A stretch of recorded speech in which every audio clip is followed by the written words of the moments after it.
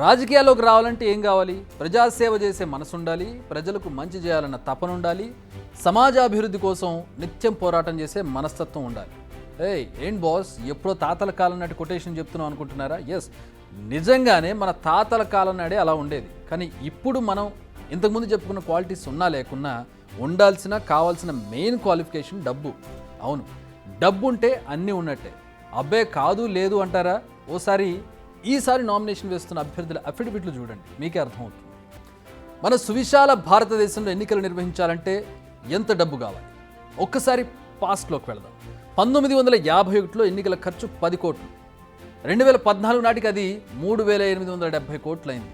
అదే 2019కి వచ్చేసరికి 4,000 కోట్లు దాటింది. అంటే 1952 నుంచి 2019 వరకు క్యాలిక్యులేట్ చేసుకుంటూ వస్తే 5 రెట్లు పెరుగుతూ వచ్చింది.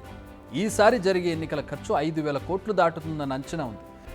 నిజానికి దాదాపు 100 కోట్ల పైబడి ఓటర్లు ఉన్న మనలాంటి దేశంలో ఇది పెద్ద ఖర్చేం కాదు. బట్ రాజకీయ పార్టీలు పెట్టేదే అసలు ఖర్చు. ఇదే ఈరోజు మనం డిస్కస్ చేయబోయే పాయింట్. సో ఈసారి కేంద్రం ఎన్నికల నిర్వహణ కోసం 5,000 కోట్లు ఖర్చు చేస్తుందని అంచనా. బట్ రాజకీయ పార్టీలు ఎంత చేస్తాయనేదే అసలు క్వశ్చన్. 2019 ఎన్నికల సమయంలో దేశంలోని అన్ని రాజకీయ పార్టీలు కలిసి 55,000 కోట్లు, ఐ రిపీట్ 55,000 కోట్లు ఖర్చు చేశాయని సెంటర్ ఫర్ మీడియా స్టడీస్ అనే ఆర్గనైజేషన్ లెక్కేసింది. అప్పుడంటే కరోనా రాలేదు, రేట్లు ఎంతో ఇంతో తక్కువగా ఉండేవి. మరి ఈసారి ఏకంగా రాజకీయ పార్టీల ఎన్నికల ఖర్చు 1,00,000 కోట్లు దాటుతుందని అంచనా వేస్తున్నారు. 2019 ఎన్నికల సమయంలో 75 రోజుల పాటు ఎన్నికల ప్రక్రియ సాగింది. ఈసారి అది 80 రోజులకు పెరిగింది. అంటే ఈ 80 రోజుల పాటు జెండాలని, ఫ్లెక్సీలని, హోర్డింగ్లు, ర్యాలీలు, యాత్రలు, సమావేశాలు, రోడ్ షోలు, కార్నర్ మీటింగ్లు, భారీ బహిరంగ సభలు, ఇలా చెప్పుకుంటూ చేయాల్సినవి చాలా ఉంటాయి. రైట్ నౌ మనం చూస్తూనే ఉన్నాం, నామినేషన్ వేయడానికి వెళితేనే ఎంత హడావిడి జరుగుతుందో. భారీగా కార్లు, కాన్వాయ్లు, బైక్లు, ప్రతి ఒక్కరి చేతిలో జెండాలతో మంది మార్బలం. మరి వీరిలో అభిమానంతో వచ్చేవారి సంఖ్య ఎంత? డబ్బు మద్యం దక్కుతుందని వచ్చేవారి సంఖ్య ఎంత? కమ్సే కమ్ ర్యాలీలో పాల్గొనే వారికి కనీసం బళ్ళలో పెట్రోల్ అయినా కొట్టించాలి కదా. ఈ విషయాలన్నీ మనకు అందరికీ తెలుసు. సో ప్రతిదానికి ఆ నియోజకవర్గ నేతో లేదా ఆ పార్టీను ఖర్చు చేయాల్సింది. దీనికి లక్షల్లో కాదు, కోట్లలో అవుతుంది ఖర్చు. సో దేశవ్యాప్తంగా 543 నియోజకవర్గాల్లో 670 పార్టీల నుంచి 8,000 మంది అభ్యర్థులు పోటీలో ఉన్నారు. అధికారమా విపక్షం అనే తేడా లేకుండా ప్రతి ఒక్కరూ కోట్లు కుమ్మరించాల్సిందే. లేదంటే ఎన్నికల పోటీలో వెనకబడిపోతారు, ఓడిపోతారు. మరి ఇవన్నీ తట్టుకోవాలంటే ఓ సామాన్యుడి తరం అవుతుందా? కూడు గూడు గుడ్డ కోసం నిత్యం రాజీలేని పోరాటం చేసే ఓ మధ్యతరగతి వ్యక్తికి ఇలాంటి రాజకీయాల్లో పోటీ చేయాలనిపిస్తుందా? అనిపించినా అంత డబ్బు ఖర్చు పెట్టే స్తోమత ఉంటుందా?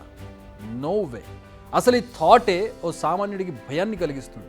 అందుకే కోటీశ్వరులు, బడా వ్యాపారవేత్తలు మాత్రమే ఎన్నికల బరిలో ఉంటున్నారు. అలాంటి వారిని మాత్రమే ఏరి కోరి ఎంచుకుని మరి పార్టీలు టికెట్లు ఇస్తున్నాయి. మీరు ఏదైనా డౌట్ ఉంటే ఏ నేత అఫిడవిట్ చూసినా కోట్లాది రూపాయలు ఉన్నట్టు క్లియర్ కట్గా తెలుస్తుంది. మినిమం 100 కోట్లు, మ్యాక్సిమం 5,000 కోట్లు. రీసెంట్గా ఏ నేత అఫిడవిట్ చూసినా కనిపించే ఆస్తుల లెక్కలివి.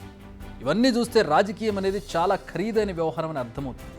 నోట్లు వెదజల్లితేనే ఓట్లు పడే కాలం ఇది. పార్టీ టికెట్ దక్కాలంటే డబ్బు, టికెట్ దక్కాక ప్రచారానికి డబ్బు, ఓటింగ్కి ముందు రోజు ప్రజలకు పంచేందుకు డబ్బు. ఇలా ప్రతిదీ డబ్బుతో ముడిపడిన వ్యవహారం. మరి ఈ ఎన్నికల చట్టంలో సామాన్యుడు ఎక్కడా ఫిట్ అయ్యే పరిస్థితి లేదు. ఎక్కడో ఒక దగ్గర 2 దగ్గరలా ప్రత్యేకమైన కేసుల్లో తప్పించి ఒక సామాన్యమైన వ్యక్తి పోటీ చేసి గెలిచే పరిస్థితి లేదు. రాజకీయం ఎంతకింత ఖరీదైంది. అసలు రాజకీయ పార్టీలకు, నేతలకు ఈ డబ్బంతా ఎలా వస్తుంది? ఈ ప్రశ్నను మనల్ని మనమే వేసుకోవాలి. అప్పుడే ఆన్సర్ వస్తుంది. వారి వద్ద ఉన్నదంతా ప్రజల డబ్బే. అధికారం అండగా చెలరేగిపోయి విచ్చలవిడిగా సంపాదించుకుంటున్నారు. ఒక్కసారి ఎమ్మెల్యే అయితే తరతరాలుగా తరగనంత సంపాదించుకునే అవకాశం లభిస్తోంది. ఇంత అవినీతి చేసే అధికారం ఉండడం వల్లనే ఆ సొమ్ములో కొంత భాగం పెట్టి ఓట్లు కొనైనా గెలుపొందాలని ప్రయత్నిస్తున్నారు. పెట్టిన డబ్బు వాళ్ళు పెట్టుబడిగా భావిస్తున్నారు. అంతకుమించి సంపాదించుకునే అవకాశం ఉంటేనే ఖర్చు పెడుతున్నారు. ప్రజలు కూడా తీసుకుంటున్నారు. వారికి డబ్బు ఎలా వస్తుందని మాత్రం ఆలోచించడం లేదు. నిజానికి మనమే ప్రజాస్వామ్యానికి పాతరేస్తున్నాం, హక్కులకు సంఖ్యలు వేసుకుంటున్నాం, భవిష్యత్తును అమ్మేస్తున్నాం. టు బి ఫ్రాంక్, రాజకీయాలకు డబ్బు అనే వైరస్ పట్టుకుంది. ఇప్పట్లో దీనికి యాంటీడోట్ కూడా కనిపించడం లేదు. అంటే సామాన్యుడికి ఇప్పట్లో ప్రజాప్రతినిధి పోస్టు అందని ద్రాక్షే. లాస్ట్లో చిన్న విషయాన్ని గుర్తు చేసుకున్నాను. ఈసారి ఎన్నికల షెడ్యూల్ విడుదలైన 100 రోజుల్లోనే 4,650 కోట్లు స్వాధీనం చేసుకున్న ఎన్నికల కమిషన్. అంటే దాడులు చేయడం, బ్లాక్ మనీ, లెక్కలు లేని మనీ, ఇలా తరలిపోతున్నటువంటి మనీ కావచ్చు, తాయిలాలు కావచ్చు, డ్రగ్స్ కావచ్చు, ఇలా పట్టుకున్నటువంటి సొమ్ము ఇదంతా. 75 ఏళ్ల స్వాతంత్ర భారతంలో ఈ స్థాయిలో స్వాధీనం చేసుకోవడం ఇదే ఫస్ట్ టైం. పట్టుకున్న వాటి వాల్యూని ఇంతుంటే అధికారుల కళ్ళు గప్పి ఇప్పటికే చేరాల్సిన చోటుకు చేరిన డబ్బు ఎంత ఉంటుందనేది మీ ఊహకే వదిలేస్తున్నాను. ఇదంతా ఏప్రిల్ మొదటి వారం వరకే. ఎన్నికలు ముగిసే సమయానికి ఈ లెక్క ఆల్ టైమ్ హైకు చేరుకుంటుందనడంలో ఎలాంటి డౌట్ లేదు.